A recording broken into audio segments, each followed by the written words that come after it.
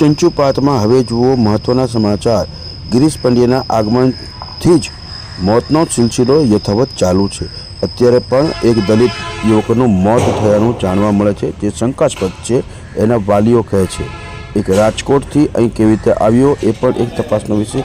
અને ઉપર એક જે જગ્યાએ બનાવ બન્યો ત્યાં એણે પાર્ટી કરેલી હતી, બાટલીઓ, ગ્લાસ અને બાઇટિંગની જે વસ્તુઓ પણ પડી હતી।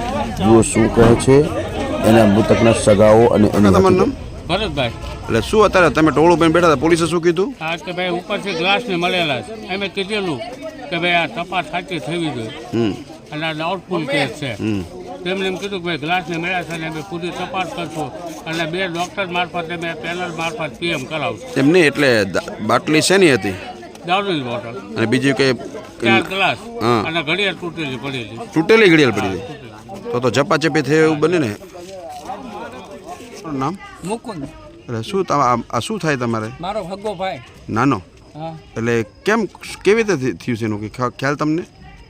અમને કઈ ખબર નથી, ફોન ખબર અમે ભાવનગર હતા। હા, પછી મારા મમ્મીનો ફોન મારા પપ્પાએ ચાલુ કે કોઈક 2 ભાઈ આવ્યા છે ઘરે કે લાલો પડી ગયો છે। મેં કીધું આ વસ્તુ બને ને એ તો રાજકોટ નોકરીએ છે, એ હતો રાજકોટ। અને મને કાલ મૂકવા આવ્યો તો કઈ કેતા કઈ નતું અને એ આજીને કાવતરું કરીને બોલાવ્યો છે અને ઉપરથી પાડ્યો છે।